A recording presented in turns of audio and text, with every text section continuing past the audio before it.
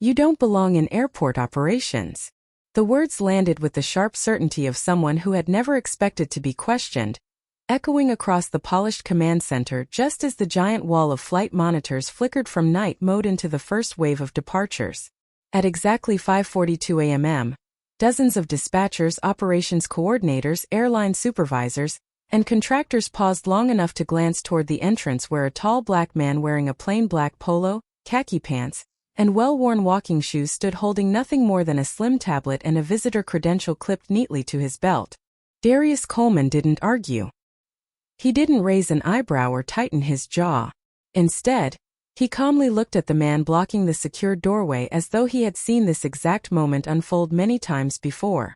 Ethan Brooks, the white operations supervisor responsible for the morning shift, folded his arms across his chest with the confidence of someone convinced appearance told the whole story.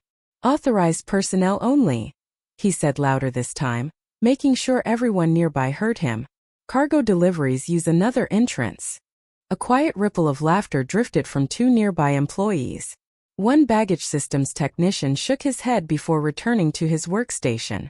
Another dispatcher exchanged an uncomfortable glance with a coworker but said nothing. Darius simply answered, "I'm here for a scheduled operations review." Ethan didn't even ask for details. "Not dressed like that, you're not."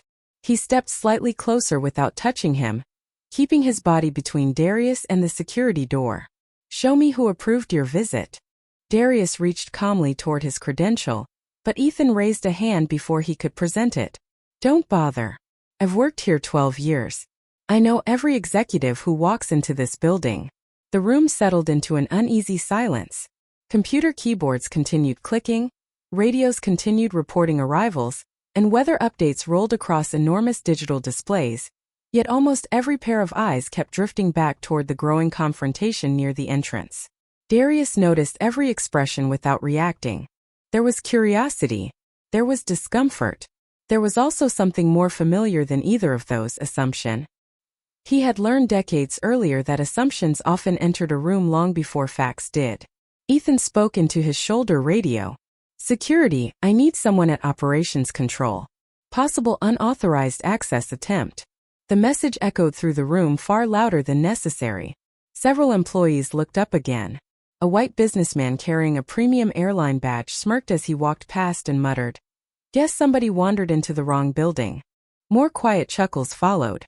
Darius remained exactly where he stood, hands relaxed at his sides, breathing evenly as though every second unfolding had already been anticipated.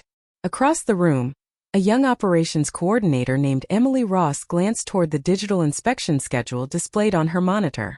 One name briefly caught her attention before another alert pulled her eyes away. When she looked back toward the entrance, she noticed something that made her hesitate. The calm in Darius's face wasn't uncertainty. It wasn't fear. It looked remarkably like patience. And somehow, that unsettled her more than the accusations filling the room. Darius Coleman slowly lowered his hand from the visitor credential without the slightest trace of frustration, almost as though Ethan Brooks had merely confirmed something he already expected to happen before sunrise. The operations floor continued humming beneath the glow of oversized flight displays showing arrivals from Dallas, Seattle, Atlanta, and Denver, while weather radar swept across another screen in shades of green and yellow. Outside the reinforced windows, the first wave of aircraft taxied toward active runways under a pale orange sky, but inside the control center the atmosphere had shifted. It was no longer about schedules or departures. It was about one quiet stranger standing perfectly still while everyone else rushed to decide who they believed he was. Ethan glanced at the visitor badge still clipped to Darius's belt and scoffed. "Anyone can print one of those." A nearby scheduler laughed softly before looking back at her monitor. Another employee whispered, "He does not even have a company jacket." Darius answered in the same calm tone he had used from the moment he entered. "I have a scheduled operations review at 6 o'clock. Ethan folded his arms again. "You have a scheduled disappointment if you keep standing here." Several people smiled at the remark, encouraged by the confidence in Ethan's voice. Darius neither smiled nor frowned. He simply looked around the room with quiet attention, observing the dispatch stations, emergency coordination desks, maintenance monitors, and airfield cameras as though every detail mattered. Emily Ross watched him from across the operations floor. She had worked there only 18 months, but she had learned to recognize nervous visitors. They usually talked too much, searched for sympathy, or became defensive. This man did none of those things. His breathing remained slow. His posture never changed. Even after being questioned in front of dozens of people, he looked more interested in the room itself than in defending his own presence. That unsettled her. Ethan checked his watch and muttered loudly enough for nearby employees to hear. Amazing how people always seem to find restricted areas when executives are expected. The businessman who had mocked Darius moments earlier nodded in agreement, probably hoping somebody important walks by. Another chuckle floated through the room before disappearing beneath a burst of radio traffic announcing a runway inspection. Emily turned back toward the digital inspection calendar on her monitor. The morning review listed several department managers, a facilities director, and one executive visitor whose name had briefly caught her attention earlier. Before she could study the schedule more closely, another dispatcher called her name to confirm a gate reassignment. She answered automatically, but something continued pulling her thoughts back toward the entrance. Darius stood exactly where he had been instructed to wait, showing no sign of impatience despite every passing minute. His eyes briefly settled on a framed photograph hanging near the operations desk showing the airport after a major modernization project completed several years earlier. A faint expression crossed his face, not pride, not surprise, but quiet recognition, disappearing almost as quickly as it appeared. Emily noticed it. She looked from the photograph back to Darius, then once more toward the inspection schedule. A strange feeling settled over her. The pieces did not fit together, yet they felt connected. Before she could say anything, the security elevator chimed from the far side of the room, and every conversation slowly faded into silence as two uniformed airport security officers stepped onto the operations floor with measured confidence, responding to Ethan's call without knowing they were about to become part of a morning no one inside the building would ever forget. The two airport security officers walked across the polished operations floor with steady professionalism, their dark blue uniforms standing out against rows of glowing monitors and scrolling flight data. Neither officer appeared aggressive. They simply responded to the call exactly as protocol required. Ethan Brooks immediately stepped forward before either of them could speak. This man entered a restricted operations area and claims he has executive authorization, but he cannot verify it. Darius Coleman answered before either officer could respond. I have not refused verification. I have only been prevented from presenting it. One of the officers looked toward Ethan with a slight pause, but Ethan continued talking. His credential could be fake. I recommend we collect his visitor badge and his electronic devices until we determine why he is here. The request caused another wave of whispers throughout the room. Darius slowly removed the visitor badge from his belt and held it in his hand without resistance. You may inspect it, he said calmly. Ethan reached for it before security could, glanced at it for less than a second, and shook his head. This does not prove anything. He slipped the badge into his own jacket pocket instead of returning it. Emily Ross watched the exchange with growing discomfort. Something about the speed with which Ethan dismissed every explanation no longer felt like caution. Felt personal. One of the dispatch supervisors quietly leaned toward another employee and whispered. He has not even raised his voice. The response came just as quietly. Some people know how to act until they get caught. Those words drifted through the room and reached Darius, yet his expression never changed. Outside, another aircraft lifted into the brightening morning sky while inside the operations center the atmosphere continued growing heavier. Ethan folded his arms once again. Hand me your tablet. Darius looked directly at him. That will not be necessary. Ethan smiled as though he had expected the answer. See? Non-compliance. One of the officers finally spoke. Sir, are you refusing a security request? Darius answered with complete composure. I am asking that standard verification procedures be followed equally. The sentence lingered in the air longer than anyone expected. A white airline consultant standing near the coffee station laughed quietly before saying, Maybe operations is not the place for motivational speeches. Another employee added, There is a public information desk downstairs. Few people smiled. Others avoided eye contact altogether. Emily felt her stomach tighten. She minimized the weather display on her monitor and reopened the executive inspection schedule. This time she read every line carefully. 6 department reviews, 1 infrastructure assessment, 1 confidential executive inspection. Her eyes stopped on a single name, Darius Coleman. She blinked once and refreshed the page, convinced she had misread it. The same name remained exactly where it had been. Before she could say anything, Ethan turned back toward the officers. Please contact airport police as well. Until identity is confirmed, nobody enters operations. One officer reached for his radio without hesitation. Emily stood halfway from her chair, uncertain whether she should interrupt. She looked from the schedule to Darius and back again. The quiet man everyone had dismissed had never once asked for special treatment. He had only asked to be treated according to the same procedures everyone else claimed to defend. For the first time that morning, Emily realized the real question was no longer whether Darius belonged inside the operations center. It was whether everyone else inside truly understood what fairness was supposed to look like. Emily Ross could hear her own heartbeat over the steady rhythm of radio calls announcing departures and gate changes. She looked once more at the executive inspection schedule glowing across her monitor, then enlarged the confidential entry until the text filled her screen. There was no mistake. The name listed for the 6 o'clock operational compliance review was Darius Coleman. The authorization level beside it was unlike any she had seen before, marked with an executive clearance code that ordinary supervisors could not create or modify. She swallowed hard before standing from her workstation. Ethan, she called carefully, trying to keep her voice respectful. I think we need to verify something before this goes any further. Ethan Brooks barely turned his head. Sit back down, Emily. Security is handling it. She hesitated only a moment before continuing. The inspection schedule lists a Darius Coleman for this morning. A few nearby employees looked toward her monitors. Ethan laughed once without humor. People copy names every day. That proves absolutely nothing. Emily did not move. The authorization is coming directly from executive administration. Ethan waved his hand dismissively. Then the schedule is wrong.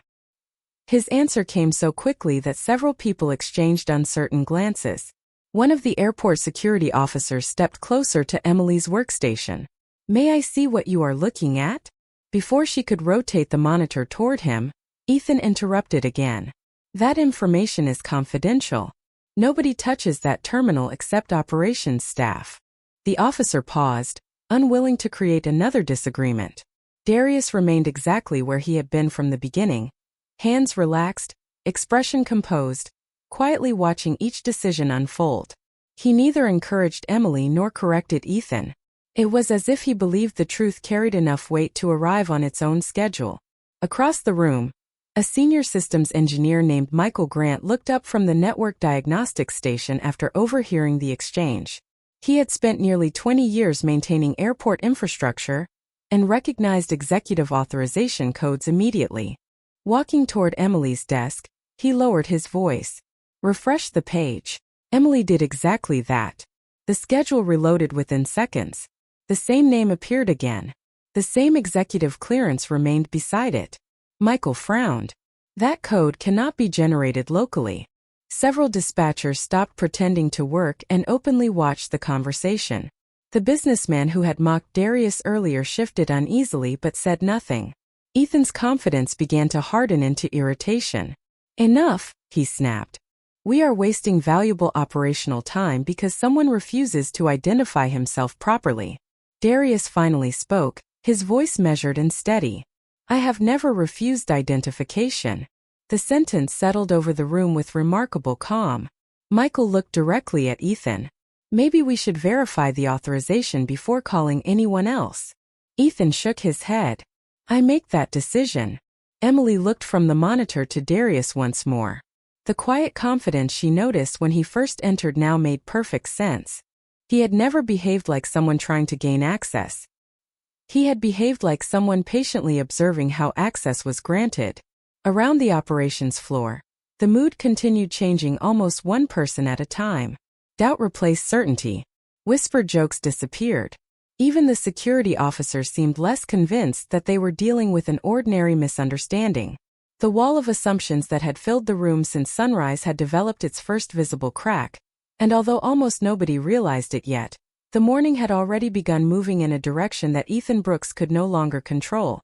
The room held its breath as one of the airport security officers reached for his radio again, waiting only for Ethan Brooks to give the final instruction. Ethan did not hesitate. Notify airport police that we have an individual refusing to comply with operation security procedures. Until identity is confirmed, nobody enters this control center. His voice carried across the floor with absolute confidence, as though every assumption he had made had already become fact. Emily Ross immediately stepped forward from her workstation. Please wait. The executive authorization is still active in the system. Ethan looked at her with open frustration. Emily, I gave you an order. Step away from that terminal.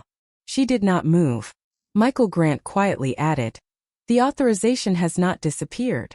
Someone with a clearance that high should be verified before we escalate. Ethan answered without even looking at the screen. This building runs on procedure, not feelings. Darius Coleman finally spoke, his voice steady enough to silence every nearby conversation. Then let us follow procedure completely. For a brief moment no one answered. The operations floor, usually filled with constant movement and overlapping voices, felt strangely still despite flights continuing to depart outside. Another aircraft rolled toward the runway while weather updates flashed across the giant displays. Yet inside the control center time seemed to slow. Darius stood with the quiet confidence of someone who understood exactly where every decision would eventually lead. Looking at him, Emily realized something she had not understood before. He was not trying to convince anyone. He was allowing them to reveal themselves. The realization sent a chill through her. Darius's calm carried him somewhere else for just a moment. More than 25 years earlier, he had walked through another airport wearing a faded maintenance uniform after finishing an overnight engineering project. He had carried rolled blueprints instead of a briefcase and had been stopped repeatedly by people who assumed he could not possibly belong near executive offices. No one had shouted. No one had threatened him. They had simply looked at his skin, his clothes, and decided his future before asking his name. He remembered standing alone in a hallway while executives passed without noticing him. He remembered promising himself that if he ever held real authority, he would build systems that measured people by facts instead of assumptions. The memory faded as quickly as it had arrived. Ethan's voice pulled everyone back to the present. Airport police are on their way. A quiet murmur spread across the room. One dispatcher lowered her headset. Another employee stared at Darius with visible uncertainty. The businessman who had laughed earlier now avoided looking in his direction altogether. Emily looked again at the authorization code glowing on her monitor, then back at Darius. Sir, she asked carefully, is there someone we should contact before this goes any further? Darius met her eyes for the first time that morning. There was no anger in his expression, only a quiet certainty that somehow made the room feel even smaller. Yes, he answered softly. There is. He reached into his pocket, removed his phone with unhurried precision, and unlocked the screen. No dramatic movement followed. No raised voice. No warning. He simply selected one contact from a very short list, placed the phone to his ear, and after the call connected, spoke a single sentence that no one in the room fully understood. Activate Terminal Protocol 1. Then he lowered the phone, returned it to his pocket, and waited as though the next move no longer belonged to anyone standing inside airport operations. For several long seconds nothing appeared to happen. Ethan Brooks let out a short laugh and shook his head as though the phone call had confirmed every suspicion he had voiced since dawn. Was that supposed to impress somebody? He asked. This is an airport, not a movie. A few uneasy smiles appeared around the room, but they faded almost immediately when the nearest operations monitor refreshed without warning. One screen turned amber. Then another. Within moments, every executive dashboard across the operations center displayed the same unfamiliar banner requesting authorization verification. The dispatch software continued tracking flights, aircraft continued taxiing, and passengers throughout the airport noticed nothing unusual. Yet inside operations the atmosphere changed completely. Michael Grant frowned as he watched system notifications appear one after another.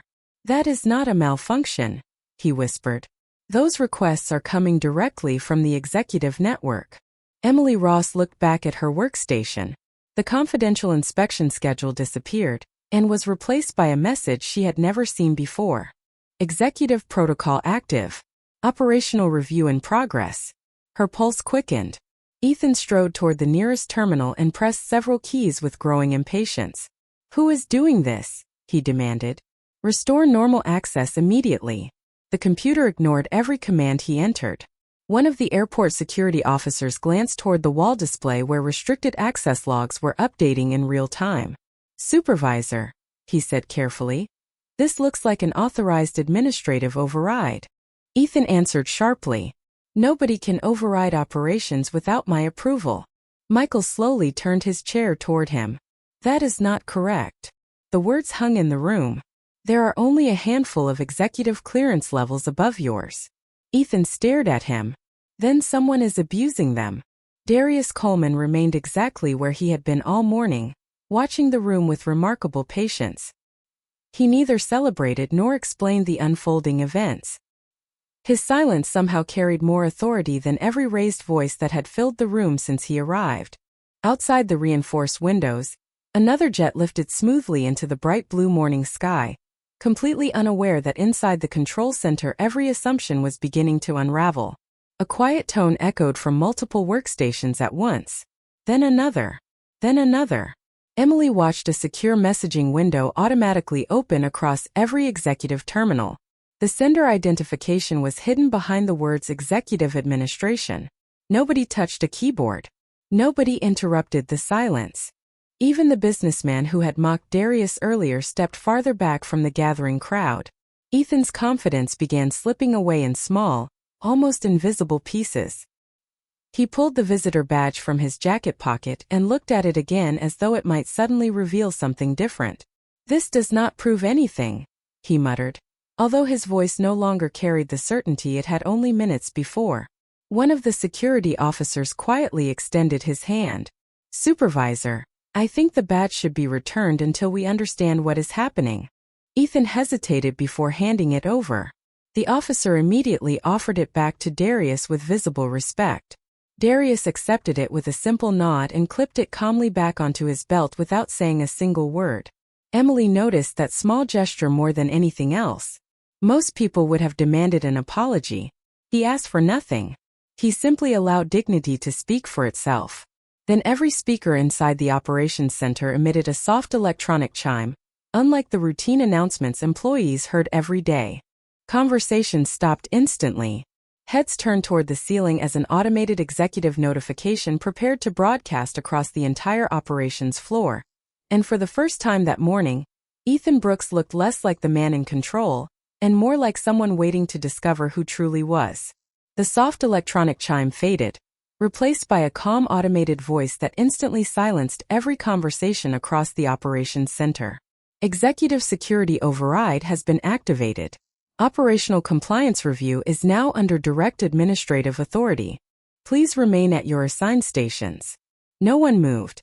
The words seemed almost unreal, hanging in the room while the enormous flight displays continued updating departures with perfect precision. Ethan Brooks looked around as though searching for someone to explain what had just happened. "This has to be a system error," he said, but even he no longer sounded convinced. Emily Ross slowly stood beside her workstation, unable to take her eyes off the executive notification glowing across every monitor. Michael Grant quietly folded his arms. That announcement only plays when an executive inspection reaches the final authorization level. One of the airport security officers glanced toward Darius Coleman, then back at Ethan.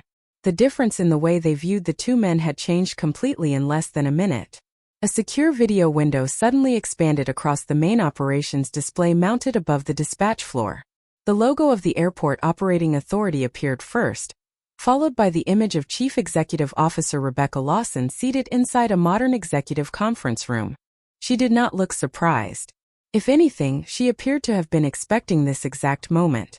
Her voice carried clearly through the speakers. "Good morning, operations team. If you are seeing this broadcast, Terminal Protocol 1 has been successfully activated." Every employee stared upward. Rebecca continued without hesitation. This morning's operational review was scheduled as a confidential executive compliance inspection.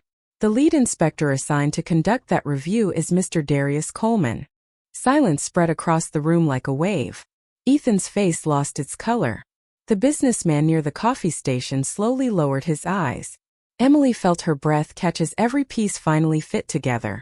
Rebecca looked directly into the camera before speaking again.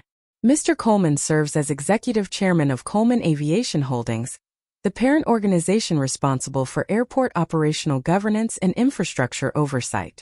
He is authorized to conduct unrestricted inspections without advance notification to local supervisory personnel. Nobody spoke. Nobody even shifted in place. The operations center, filled with people only minutes earlier eager to judge a stranger by his appearance, now seemed frozen by the weight of a single truth. Darius finally lifted his eyes toward Ethan. His voice remained calm, measured, almost gentle. You believed I did not belong because you decided what leadership should look like before asking who was standing in front of you. Ethan opened his mouth, searching for words that refused to come. Darius continued, never raising his voice. You stopped the person assigned to evaluate this facility. You dismissed verification before examining it. You interrupted procedure while claiming to protect procedure. Every sentence landed with quiet precision. There was no anger, no celebration, only facts. Rebecca Lawson spoke once more from the screen. The purpose of this inspection was never to test security alone. It was to evaluate judgment, professionalism, and impartiality under pressure. Michael lowered his head. Emily stood motionless beside her desk. Even the security officers exchanged thoughtful glances. Darius looked slowly across the operations floor, meeting the eyes of employees who had laughed, employees who had stayed silent, and employees who had chosen to question what they were seeing. Then he delivered the sentence none of them would ever forget. The greatest security risk inside any airport is not the stranger at the door. It is the assumption that dignity can be measured before identity is verified. The room remained perfectly still because every person present understood that the inspection had never truly been about one visitor trying to enter operations. It had always been about the people who believed they already knew who deserved to be there. No one spoke after Darius Coleman's final words. The operations center, usually alive with constant radio traffic and overlapping conversations, now felt as though every sound had been absorbed by the weight of what had just been revealed. Rebecca Lawson remained on the main display, her expression composed and professional. The compliance review will now proceed to its final phase, she announced. Administrative actions authorized under Executive Protocol 1 are effective immediately. A soft confirmation tone echoed from multiple workstations at once. Ethan Brooks instinctively reached for his computer keyboard, but the moment he touched a key, his screen displayed a single notification. Access suspended pending executive review. He stared at the message in disbelief before trying another terminal several feet away. The same notification appeared again. Michael Grant quietly exhaled. His credentials have been suspended. Emily Ross watched as similar messages appeared on several employee accounts connected to the incident. The actions were not dramatic. There were no alarms, no flashing emergency lights, just calm, systematic accountability unfolding exactly as designed. One of the airport security officers received a message on his department tablet, read it carefully, then turned toward Darius with a respectful nod. Sir, Executive Administration has instructed us to assist the review team. Thank you for your patience this morning. The difference in tone from only minutes earlier could not have been clearer. Darius acknowledged the officer with a simple nod before turning his attention back toward the operations staff. Rebecca continued speaking through the overhead display. All system activity, radio communications, access requests, and security decisions recorded during this event have been preserved for formal evaluation. Every action will be reviewed according to established policy. The businessman who had mocked Darius quietly picked up his briefcase and stepped away from the crowd, unable to meet anyone's eyes. Several employees who had laughed earlier now stood silently at their stations, reflecting on words they wished they could take back. Ethan finally looked toward Darius. I believed I was protecting the facility, he said quietly. Darius answered without hesitation. Protecting a facility begins by protecting the principles that define it. Ethan lowered his head. For the first time that morning, he listened instead of interrupting. Emily felt a mixture of relief and regret. Relief that the truth had surfaced before greater harm had been done. Regret that she had waited even a few moments before speaking up. Darius noticed her expression. "You questioned what everyone else accepted," he told her. "That is how integrity begins." Emily nodded silently, understanding that those few words carried more meaning than any formal recognition ever could. Rebecca Lawson returned to the screen one final time. Effective immediately, Emily Ross will coordinate today's operational review, alongside the executive compliance team. Michael Grant will provide technical oversight during the assessment. Full personnel evaluations will follow according to policy. Neither Emily nor Michael expected the responsibility, yet both accepted it with quiet professionalism. Around them, the operations center slowly returned to its normal rhythm. Aircraft continued departing on schedule. Weather updates continued scrolling across the displays. Passengers throughout the terminal remained completely unaware that one of the most important lessons in leadership had just unfolded behind secured doors. Darius looked once across the room where assumptions had entered hours earlier with complete confidence. Now they had been replaced by something far more valuable. Accountability had arrived without shouting, respect had returned without force, and every person present understood that authority means very little unless it is guided by fairness. The executive broadcast ended, and for the first time since sunrise, the operations center sounded exactly as it should. Radios reported arrivals with calm precision. Dispatchers coordinated gates without hesitation. Aircraft continued lifting into the morning sky every few minutes, carrying thousands of travelers who would never know how close this building had come to failing its own values. Darius Coleman quietly picked up his tablet and looked around the room one final time. The same people who had judged him only an hour earlier now watched him with a very different understanding. Not because they had discovered his title, but because they had witnessed the consequences of making decisions before seeking the truth. Ethan Brooks stepped forward, his confidence replaced by humility. "I cannot change what happened this morning," he said. "But I understand now that I stopped seeing people and started seeing assumptions." Darius nodded once. Recognizing the mistake is where responsibility begins. Correcting it is where leadership begins. Ethan lowered his eyes, accepting the words without argument. Emily Ross closed the executive review file on her monitor before walking toward Darius. "I almost stayed silent," she admitted. "I kept telling myself someone else would speak." Darius smiled gently. Organizations do not change because everyone speaks at once. They change because one person chooses not to ignore what is right. Michael Grant joined them with the completed system report in his hand. "Every action has been preserved exactly as it happened," he said. "Nothing has been altered." Darius accepted the report. "Good. Accountability is strongest when it depends on facts instead of opinions." Rebecca Lawson appeared briefly once more on the main display. "Today's inspection is officially complete. I want everyone to remember that compliance is not measured only by secure doors, identification badges, or restricted access. It is measured by how fairly those tools are applied to every person who enters this building." Her screen faded, leaving only the steady rhythm of airport operations. The security officers returned to their regular assignments. Dispatchers resumed their morning responsibilities. Emily began coordinating the operational review with a new sense of purpose, while Michael quietly assisted departments throughout the facility. The morning had returned to normal, but nobody inside that room was the same person who had walked into work before dawn. Darius headed toward the exit at the same calm pace with which he had entered hours earlier. Before reaching the doorway, he stopped and looked back across the operations center. "Never confuse confidence with correctness," he said. "The strongest systems are not the ones that never make mistakes. They are the ones willing to recognize them, correct them, and learn from them." No one applauded. No one needed to. The silence itself carried respect. As the secure door closed behind him, sunlight poured through the high windows overlooking the runways, illuminating the operations floor with a brightness that somehow felt different from the one that had greeted the morning. Flights continued on schedule. Travelers reached their destinations. The terminal never truly shut down. Instead, something far more important had stopped operating that day. A culture of assumptions had finally been interrupted, replaced by a higher standard built on fairness, dignity, and professional judgment. Darius had never raised his voice. He had raised the standard. And long after everyone forgot the exact time that inspection began, they would remember the lesson it left behind. Respect is never earned by appearance.